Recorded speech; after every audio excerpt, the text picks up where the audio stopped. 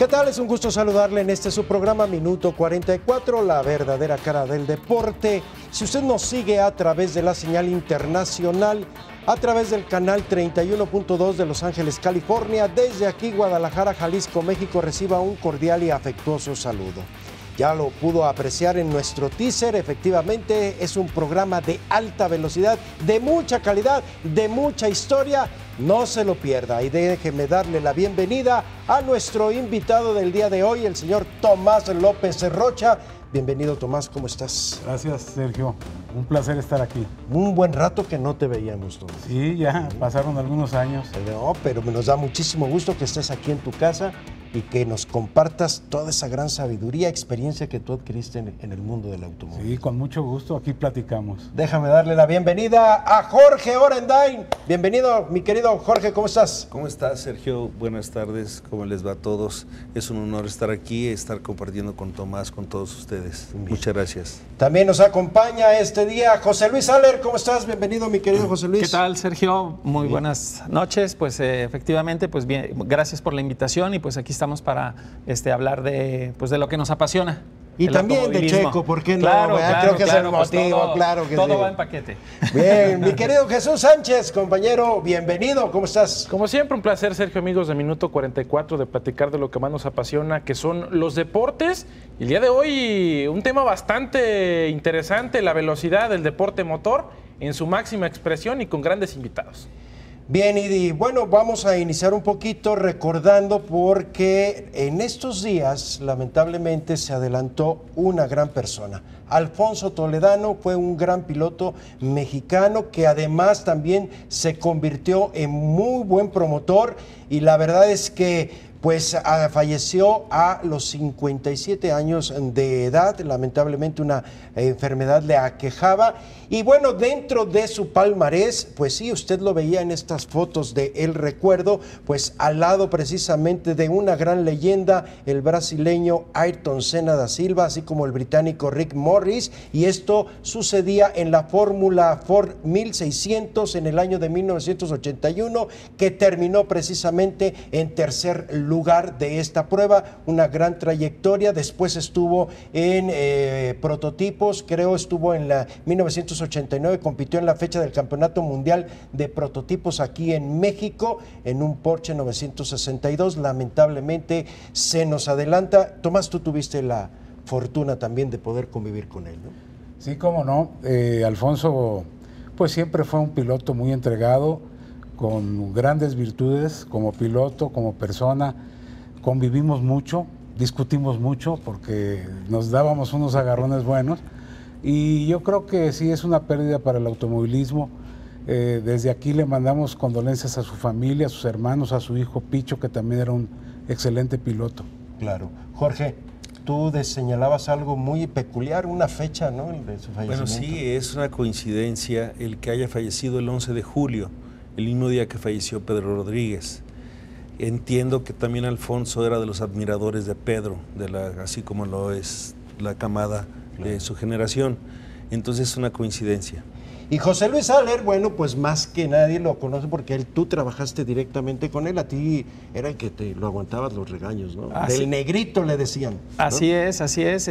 Tuve pues la suerte de trabajar con él en el aspecto periodístico. Nosotros nos encargábamos de manejar todo lo que era la promoción y la publicidad y, bueno, no tanto la publicidad, sino más bien el aspecto deportivo de Copa Corona aquí para Jalisco. Entonces, tuve oportunidad de trabajar muy cerca con él, una persona que con una visión y sobre todo pues muy aventado para traer categorías nuevas y se fue a Francia y de allá con los contactos que tenía se trajo la Clio, la categoría Clio, que fue pues en su momento uno de los autos más compactos, pero de los más rápidos que había aquí y a nivel mundial en ese momento se corría en el mundo.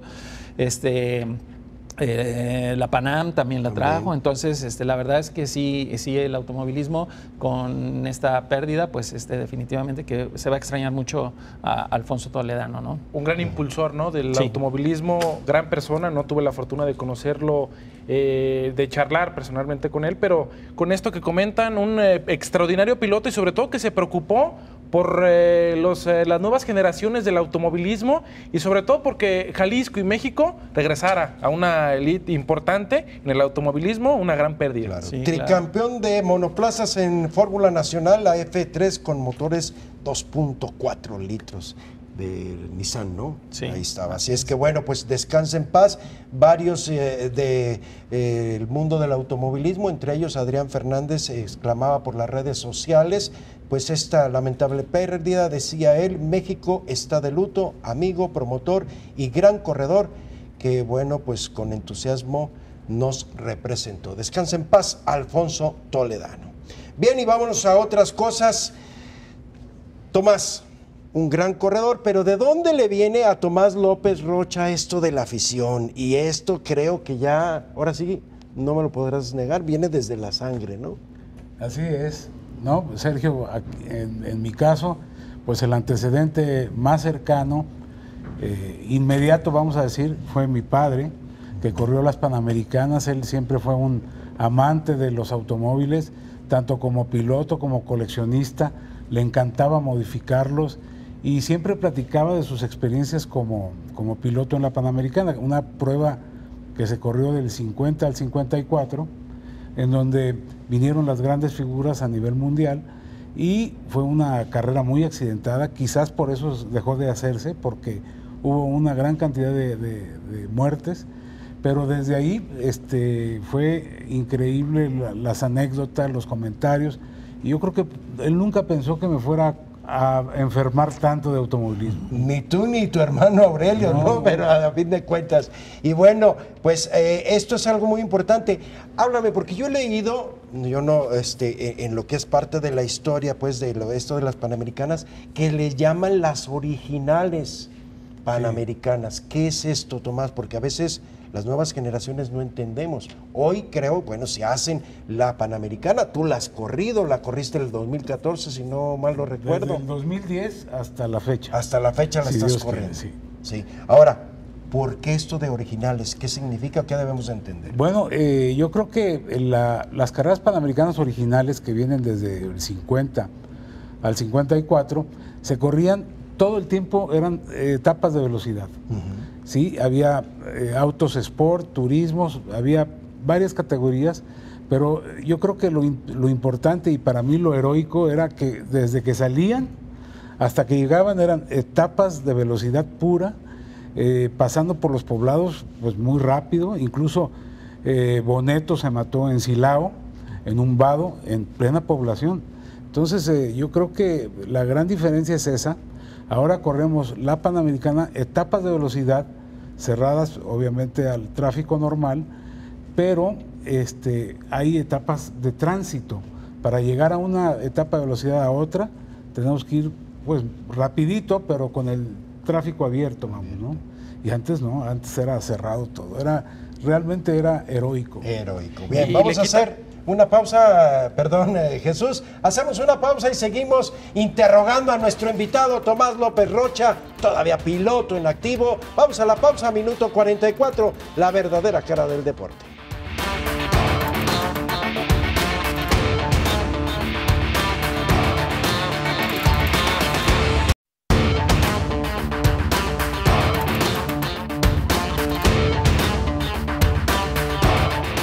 Gracias por seguir con nosotros, Jesús. Rápidamente tú ibas a aportar algo antes, perdón. Sí, en torno a esta competencia, en tu opinión, Tomás, ¿se le quita un poco de espectáculo a la Copa Panamericana? No, yo creo que sigue siendo un espectáculo para las gentes que van a los tramos de velocidad.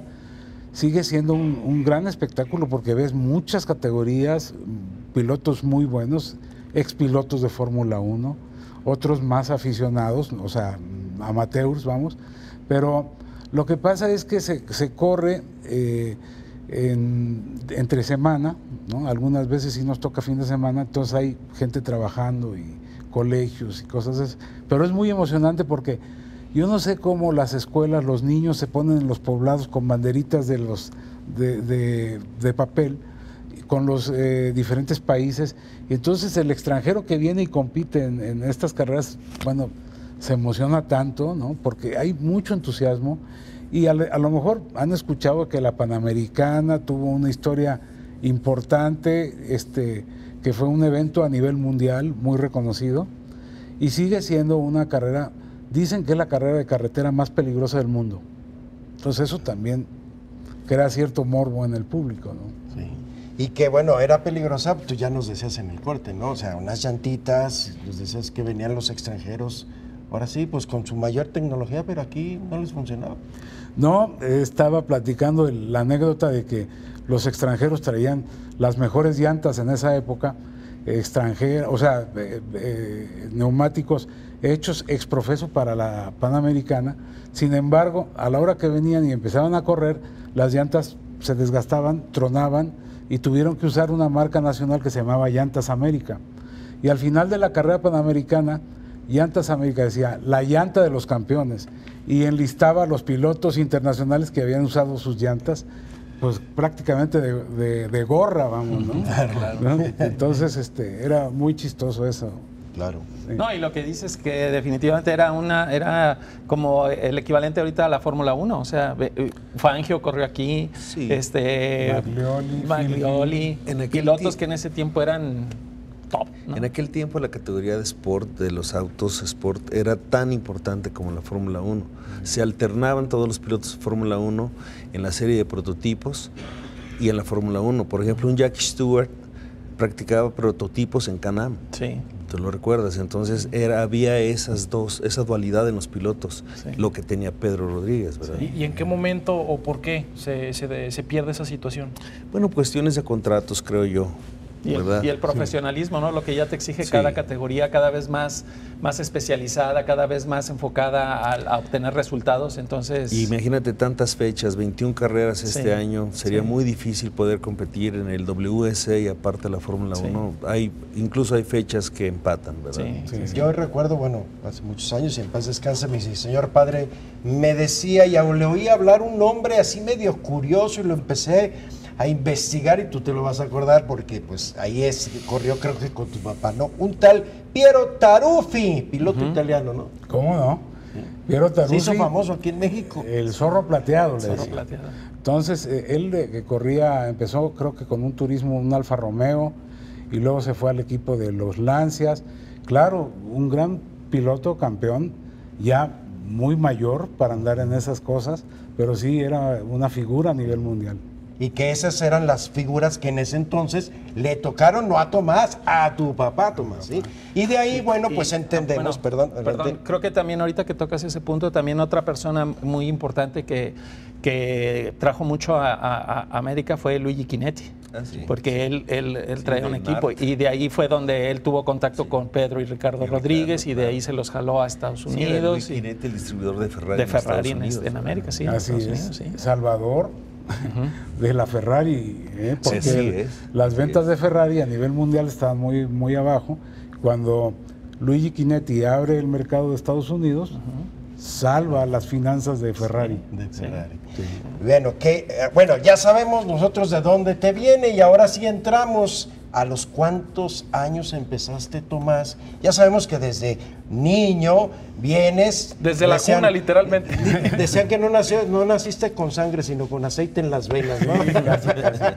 Pero bueno, prácticamente, ahora sí, operativamente, ¿cómo es el que se da tu inicio en el automovilismo? Sí, yo creo que de estar viendo los coches de carreras, de estar oyendo las pláticas de mi papá, oír esos motores ahí, arrancarlos, porque en mi casa, en su casa, había un taller, y siempre había 2 o 3 mecánicos echando a andar los autos, y me tocó ir con mi padre en un Porsche que todavía tenemos, a entrenar en la noche con el casco de él, ¿no? Me bailaba así como el de Checo con Adrián. Checo. Y bueno, pues, me empecé a emocionar tanto que luego empecé con rallies, con slaloms, los slaloms que hacían en los colegios. El Cervantes. Y luego mi primer circuito fue en Zacatecas a los 17 años en un Renault, y de ahí, ¿no? A todas las categorías que pude, y tuve la suerte de correr. El Fórmula Ford, ¿te acuerdas del Fórmula Ford? Fórmula Ese Ford, qué bonito estaba, ese sí, Fórmula Ford, sí. Con Héctor Rebaque, Con Héctor Rebaque, que tanto sí. me ayudó, éramos compañeros de equipo. Y bueno, la Fórmula K después, la Fórmula V, y luego la V 1600, Trans Am, bueno, de todas. Sí. Héctor Alonso Rebaque, que creo, si no me equivoco, fue el cuarto piloto mexicano En la Fórmula 1. En la Fórmula 1, ¿no? Así De llegar es. ahí, en la Sí, Fórmula después de 1. Moisés. Jesús, sí, de Pedro Moisés. Tomás, Ricardo, sí. ¿pensaste en algún momento que ibas a correr las 24 horas de Daytona cuando estabas empezando en...? No, mira, para mí fue un sueño. O sea, yo fui a ver la carrera de Le Mans, las 24 horas de Le Mans, fui a ver la película con mi padre. Y me acuerdo que los dos salimos emocionados. Y yo decía, híjole, qué sueño sería correr Le Mans. Y Daytona, ¿no? Y Sebring. Pero era como un objetivo. Y Pedro era mi ídolo. Sigue siendo mi ídolo. Fangio y Pedro. Y el estar ya involucrado en un equipo profesional, en las 24 horas de Le Mans y Daytona, híjole, digo, qué privilegio, gracias a Dios que pude hacerlo. Y mira, es una gran satisfacción. Sí, porque además fuiste campeón, ¿no? En Daytona, en IMSA. No, en Daytona no. No, en íbamos IMSA. ganando Daytona en el 90. Y bueno, desde ¿Con el Fermín? 89. ¿Con Fermín? ¿Era con no, Fermín o con no. Perry? En el 89 íbamos ganando con 4 vueltas de ventaja, y en la noche baja la niebla y iba manejando mi hermano Aurelio y le dio un golpe a un coche que se había quedado parado, y ahí se acabó, ¿no? El radiador se rompió, ya no pudimos repararlo. En el 90 íbamos ganando, iba yo con Scott Schubot, que había sido Scott campeón, Schubot. y Linda Luderman, que era su novia, y era buena piloto también. Íbamos ganando y la caja se rompió. La repararon y terminamos en 4º lugar. En las últimas 20 vueltas rebasamos a Marco Magaña, y Marco me decía, híjole, en paz descanse. El gran Marco. Estamos hablando de grandes competencias, como ya lo mencionabas, Tomás, pero ¿qué te generó más adrenalina o más emoción? ¿La Copa, las carreras panamericanas o estas 24 horas de Daytona, las competencias internacionales, ya hablando de estos nombres que mencionabas? Fíjate que la Panamericana tiene el aspecto emotivo, sentimental por lo de mi padre, ¿no? Yo una vez le pregunté, oye, papá, si hubiera Panamericana ahorita, ¿me dejarías correr? Se quedó pensando y me dice, si lo hicieras bien, sí. O sea, y conociendo el peligro que había en ese entonces, pero la Panamericana tiene un factor sentimental importante. Ahora, estar en Le Mans, desfilando, con tantos pilotos, 30 pilotos de Fórmula 1 ahí corriendo Le Mans en esa época, pues sí, eso también te pega durísimo. Claro. O te hace chiquito o te creces, ¿no? Y el auto, ¿no? El Porsche 962 Sí. es un ícono, ese auto, y además bellísimo, ¿no? Porque, Sí, lindo. digo, yo los comparo con los Porsches de ahora, y pones ese, y la verdad, pues, digo, tendrá el nuevo mucha tecnología y será mucho más rápido, pero la verdad, ese modelo de 962... Los de gran trascendencia, el 917 de Pedro 917, y el 962, sí. ¿no? El 956 Sí, también, pero sí, el 962 fue... Sí. Bien, estamos muy picados en este diálogo. Bueno, pero tenemos que hacer una pausa. Volvemos rápidamente. Minuto 44. La verdadera cara del deporte.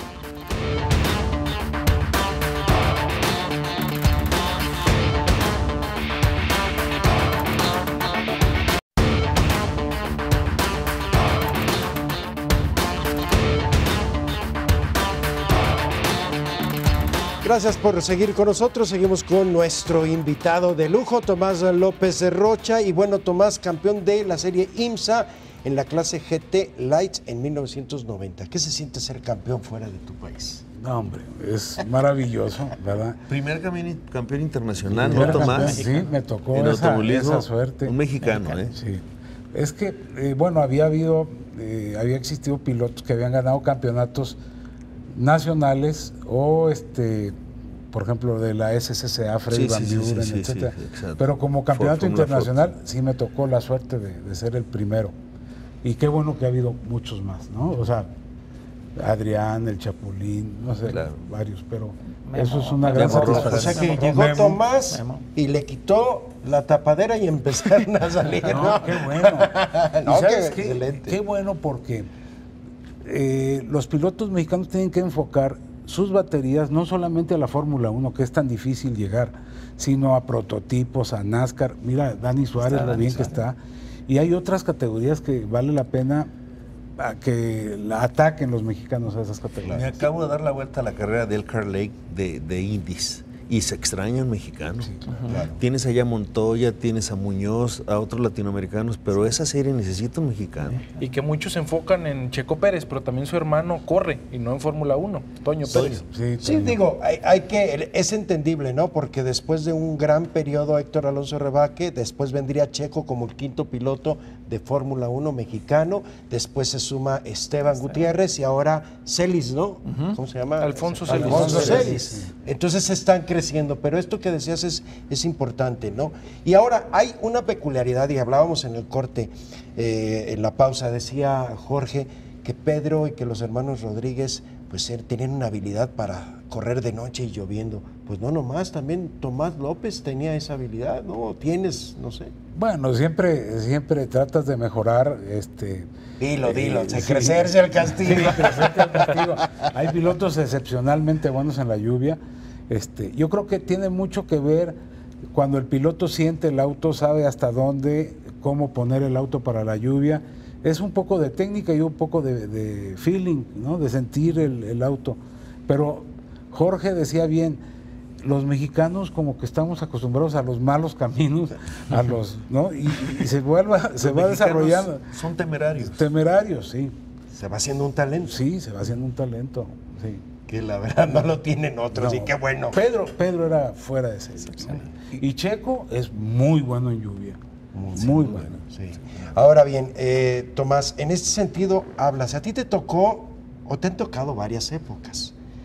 ¿Conociste los carros que manejaba o que de alguna manera manejó tu papá? Después los que manejaste tú. Hoy en día parecen cohetes, pero también hay un riesgo.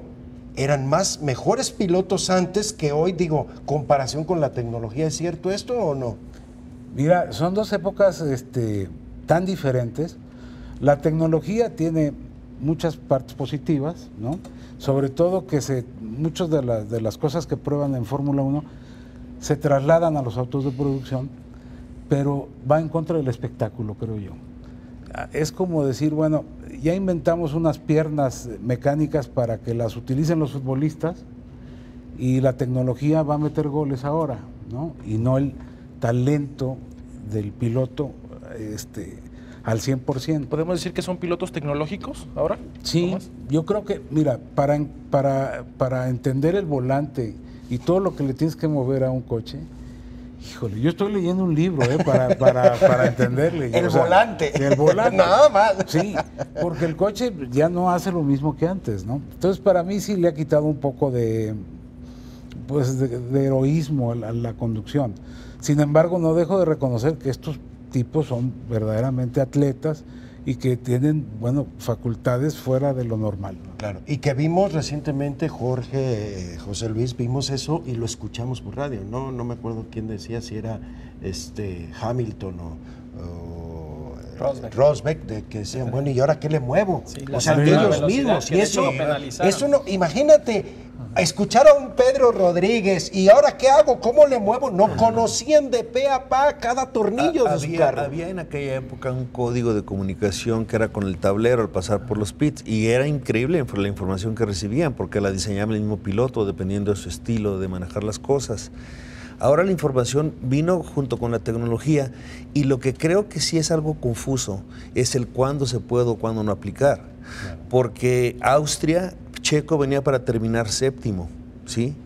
Para terminar séptimo porque estaba alcanzando al piloto que estaba inmediatamente antes que él, era Grosjean, creo. Tenía que dar dentro de los 5 segundos porque estaba penalizado y no le pudieron avisar que estaba quedando sin frenos. Y la telemetría actual, la que es tecnología, a la cual tiene acceso directo a la federación, podría haber checado que efectivamente estuvo en peligro y no le avisaron. Claro. Entonces, en ese sentido, creo yo que debe de haber una revisión, cuándo puedes, cuándo no. Que yo creo también, aunando un poquito a lo que es Checo y a varios pilotos, se resisten a eso, Tomás, porque ya lo decías y hablabas muy claro, ¿no? Hay una línea en la cual no se puede cruzar. El piloto tiene ese talento y se debe de conservar, tiene que tomar una decisión. Yo me acuerdo, si no estoy mal, corríjanme, pero en Mónaco, una de las fechas de Fórmula 1 de Checo, después de muchos años se atrevió, ¿sí?, a hacer un rebase donde durante muchos años nadie. Le costó chocar, sí, pero se atrevió. Esa es la audacia que debe tener. ¿Qué lo motivó? El talento, ¿no, Tomás? Sí, Checo es un piloto agresivo. Ahorita estamos platicando en el corte de cómo ha madurado. Sigue siendo agresivo, pero cerebral. Y entonces yo creo que, vamos, para llegar al piloto al 100%, yo creo que tiene que haber esas dos combinaciones. Ahora, Checo en las últimas carreras, y ustedes lo han de haber notado, tiene una mejor comunicación con su equipo. Cuando hace un podio, la gente viene a festejar con él, ¿no? Abraza a los de su equipo, cosa que antes pasaba aunque hubiera hecho el podio. O sea, eso quiere decir que también está teniendo una mejor comunicación con sus mecánicos, con su ingeniero, y eso es muy, muy bueno. Sí. Sí, claro. Perdón, porque creo que su pasar por McLaren, que fue desafortunado, no fue el punto más afortunado de su pasar por McLaren, ¿verdad? Creo que la comunicación no lo fue como lo es ahora en Force India, Sí. de alguna manera. Y esas situaciones influyen mucho.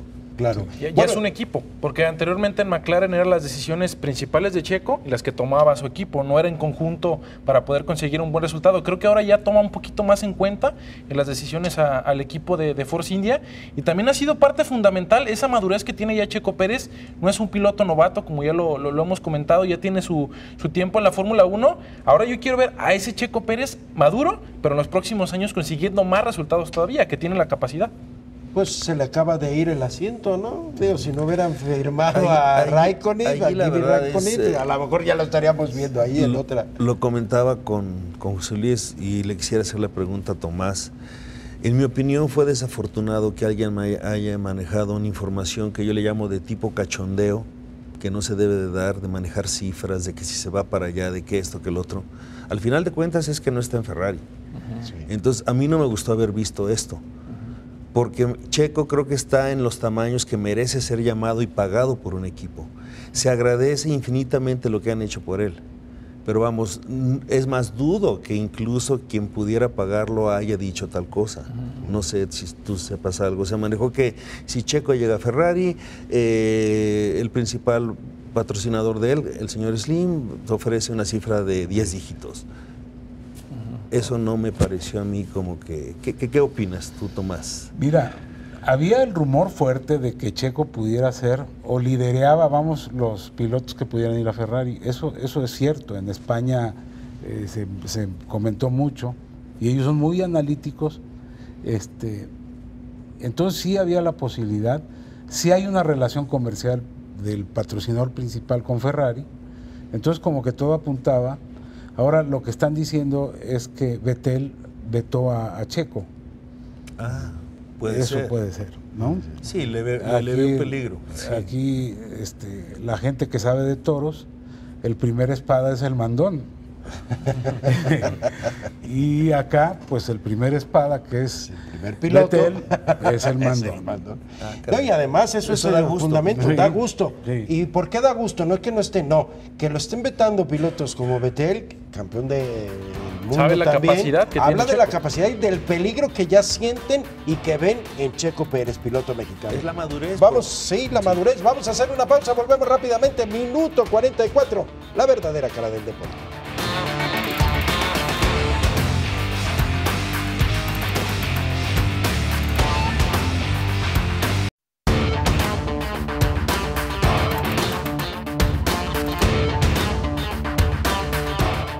Como es tradicional, su participación en este programa, le damos la bienvenida al licenciado Saúl Joaquín Figueroa, quien es Premio Jalisco al Deporte 2013-2014, con su acostumbrado comentario. ¿De qué nos vas a hablar, mi querido licenciado? Adelante.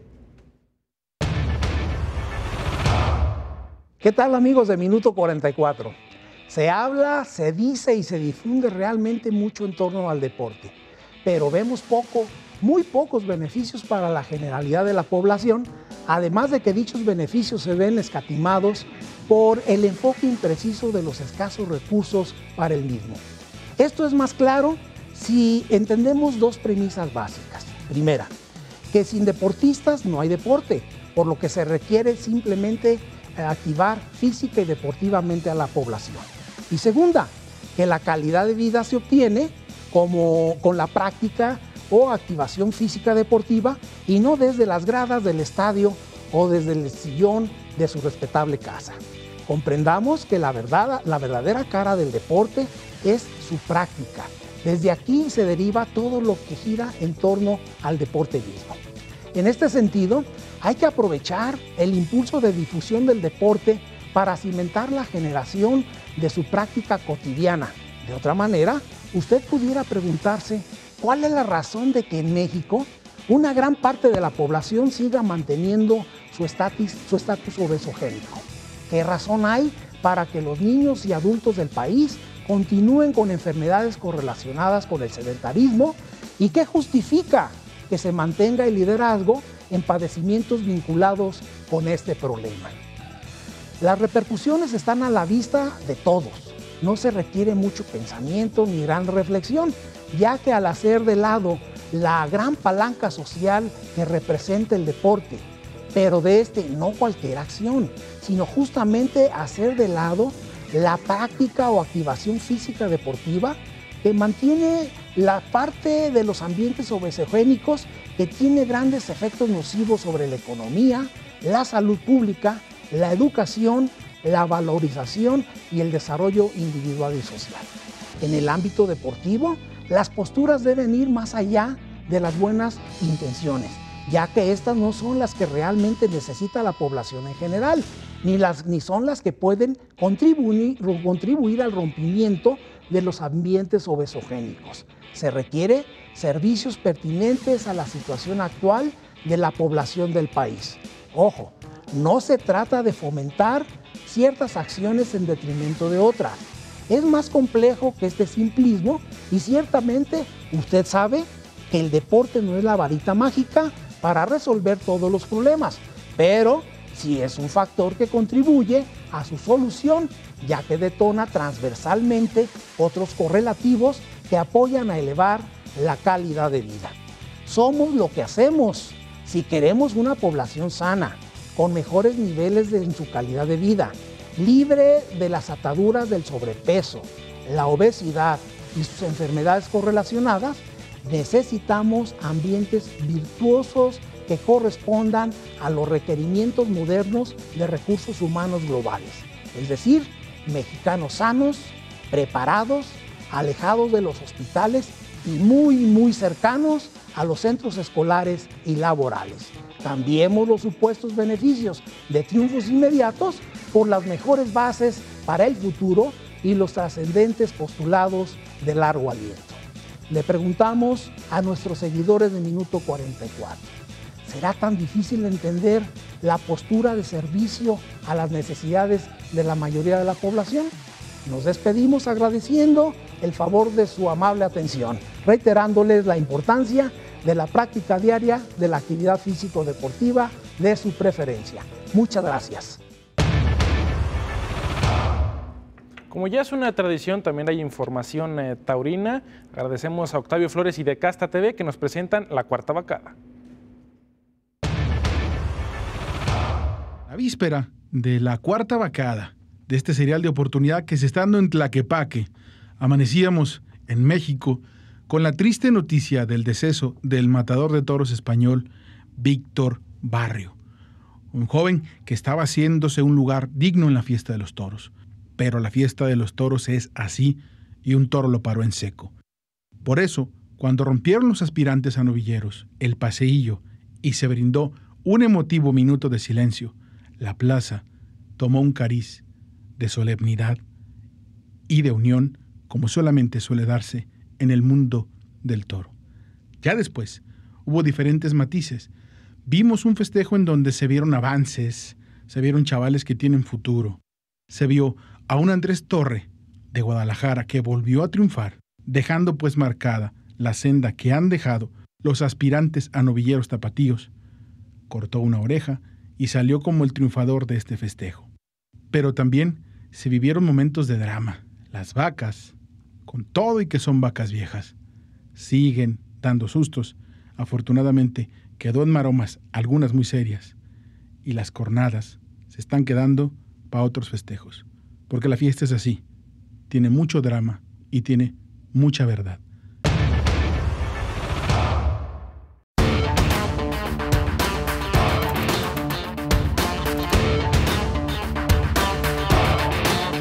Gracias por seguir con nosotros en su programa Minuto 44. Bueno, ya iniciamos lo que es el tema de Checo Pérez, pero creo, mi querido Tomás, José Luis Saller, Jorge Orendain y Jesús, nos brincamos una etapa importante, ¿eh? ¿Dónde apareció el señor Antonio Garibay? ¿Dónde?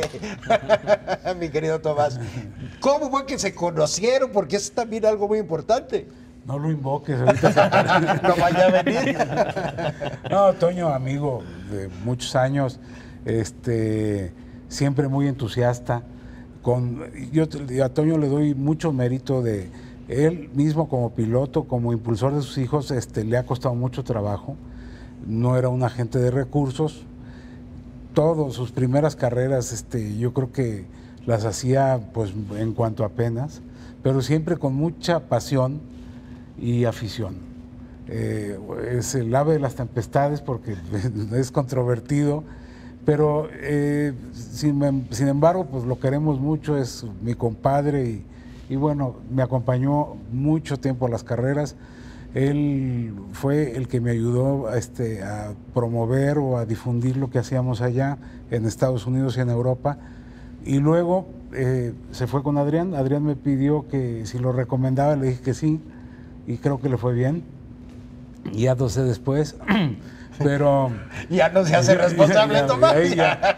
Pero Toño es sin duda un personaje, ¿verdad? Es un agente que siempre causa controversia, y el mérito ahora es el que ha hecho un papel muy afortunado impulsando a sus hijos.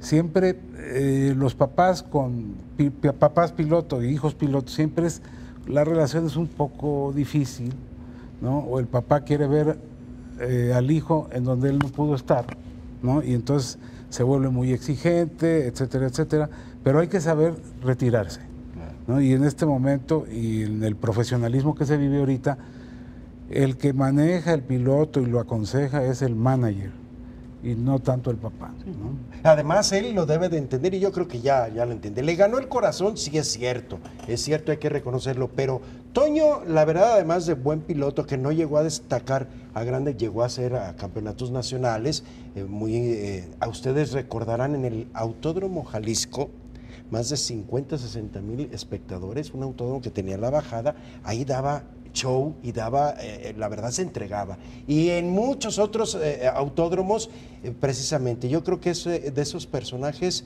que pasarán por su empeño, por su dedicación y por pintoresco.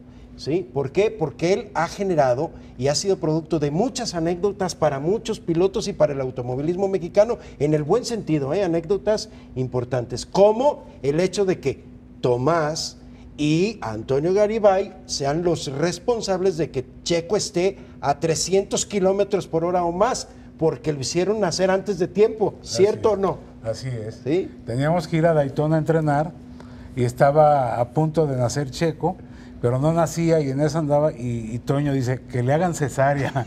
Entonces le hicieron cesárea a Marilú y nació Checo. Afortunadamente, pues nació bien. No, dile que se le puso poquito de oxígeno, por eso. Le faltó un poco de oxígeno, por eso está medio loco, pero no, tipazo. Y creo que, el sacrificio de Toño de acompañarme y estar conmigo en Daytona Pero sí, esa fue cosa de Toño. De Toño y tuya. Así es que sí. José Luis, también te tocó vivir anécdotas con Toño. Sí, claro. El tiempo que estuvimos trabajando en la promotora de Adrián Fernández fue, la verdad, una experiencia muy, muy interesante. Era increíble ver a Toño. Toño atendía a los patrocinadores y yo a los periodistas, y en una pista que, pues bueno, apenas conocíamos, y era conseguir los mejores lugares para los patrocinadores y conseguirle toda la información a los periodistas. Y a veces, pues por la premura, el hotel no estaba cerca, a hora y media de manejo. Tú sabes, has manejado en Estados Unidos, has estado en Estados Unidos, y entonces eran anécdotas muy, muy, muy interesantes, ¿no? Y al final, pues sobre todo el acercamiento, la cercanía que tenía Adrián con los periodistas, ¿no? Yo creo que ahí también fue un parteaguas en cuanto a la evolución del automovilismo, ¿no? Porque de hecho la información y la comunicación que fluía a través de la oficina para toda la prensa en México era muy importante, y yo creo que eso despegó también sobre todo en el medio periodístico, la importancia del automovilismo, ¿no? Y la estampa, la figura, la fotografía de Checo Pérez en ese entonces para ti. Sí, bueno, pues caminando a edad 5 años, 6 años, con el casco de Adrián que apenas se le quedaba en la cabeza, y los guantes, ¿verdad? Los guantes de manejo. Paola y Toño ahí también haciéndolo renegar, ¿no, Jorge? Bueno, yo también tengo la fortuna de conocer y ser amigo de Toño. La particularidad que yo he visto en él es una cosa, y eso es muy positivo. Para Toño no hay imposibles, y te lo transmite. Y mientras más grande sea el reto, se crece. Entonces eso es un buen ejemplo, ¿no? La verdad es que es buen amigo, es muy simpático. Quien quiera que comparte un momento con él va a reír mucho, ¿sí? Porque es una persona que la verdad se gana la confianza y el cariño de las personas. Y que ha sabido de alguna manera contribuir en su parte. Esas ímpetus, lo que no pudo conseguir como piloto, lo transmitió a Adrián, a Tomás, a los que se le acercaban, y de veras proyectos sólidos, y ahí está. Vamos a hacer pausa y volvemos rápidamente, minuto 44.